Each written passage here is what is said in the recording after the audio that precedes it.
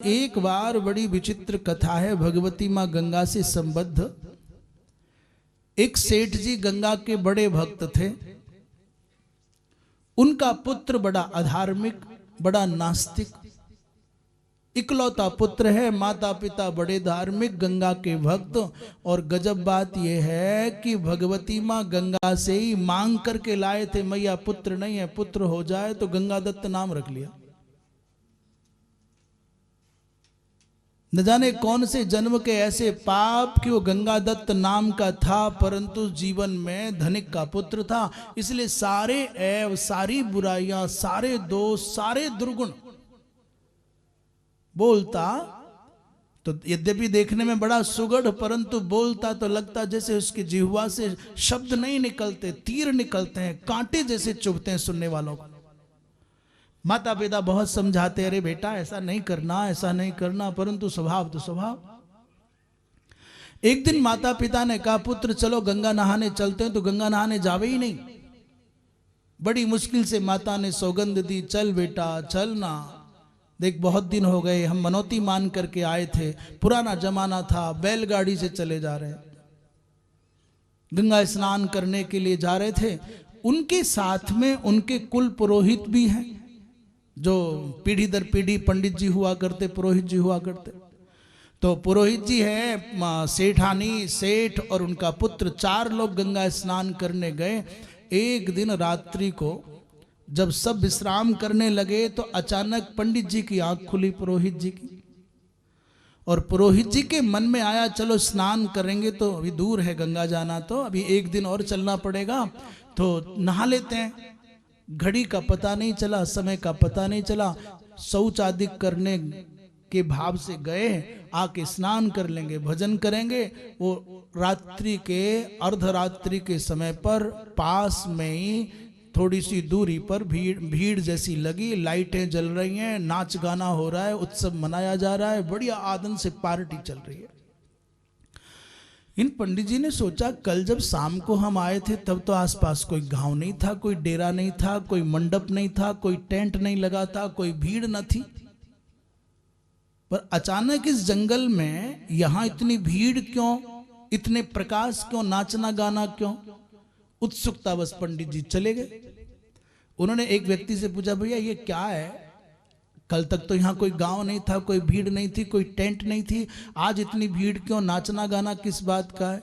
तो उस व्यक्ति ने नाचते नाचते कहा कि महाराज हम लोग भूत प्रेत हैं। इतना सुनते ही प्राण अटक गए महाराज के। तो बोले नाच गान किस बात का हो रहा है भैया, तुम भी नाचते गाते? बोले हाँ। बोले क्या बात है? बोले हमारा जो मुखिया है, प्रेतों का, जो भूतों का मुखिया है, उसकी एक कन्या है, तो देखा तो वो काले रंग की कोई हड्डियों पर खड़ा हुआ आकार, और जब वो हंसी तो महाराज, वो तो हंसी पर महाराज के तो प्राण ऐसे गए, निकल गए। बताओ आपके सामने आके कोई प्रेत हंस जाए, भूत हंस जाए, कल्पना करो क्या होगा। तो वो तो हंसेगा पर तुम्हारे तो प्राण अटक जाएंगे। ये सब सर्वांग सुंदरी है साहब, इसका विवाह है कल, तो दूल्हा कहाँ है? बोले विवाह आज नहीं, आज तो गीत है, विवाह कल होगा। ये जो तेरे सेठ का लड़का है ना, ये कल मर करके महापापी है, नरक जाएगा और ये प्रेत बनेगा, इसी के साथ विवाह होना, इसलिए इस रास्ते पर उत्सव मनाया जा रहा है। पंडित जी महाराज तो सोचने लगे, भैया ये कैसी लीला है, कहीं कल्पना है कि सपना है कि है क्या, ये कोई माया है? पर उन्होंने ये बात सेठ जी को आके नहीं बताई कि तुम्हारा लड़का कल मरेगा। सोचने लग गए कि भाई इन भूतों ने कहा है तो कुछ ना कुछ तो होगा।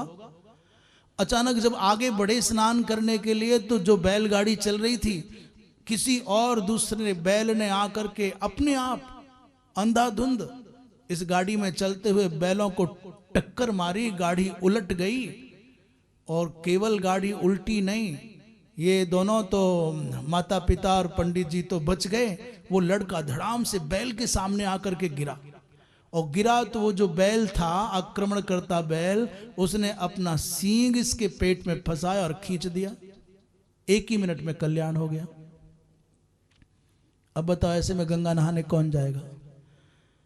इकलौता पुत्र मारा गया, और वो भी किसी वृषभ के प्रहार से मारा गया।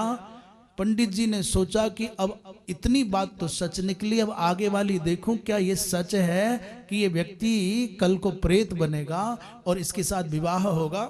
वहां गए तो आज वहां दूसरे दिन पंडित जी पहुंचे तो वहां न बारात और न वहां उत्सव, अभी तो छाती पीट करके अपना माथा पीट पीट करके लोग रो रहे, हाय हाय अनर्थ हो गया, बुरा हो गया। पंडित जी ने पूछा, अरे भैया तुम्हारे यहाँ तो तुम्हारी बेटी का विवाह होना था, क्या हो गया?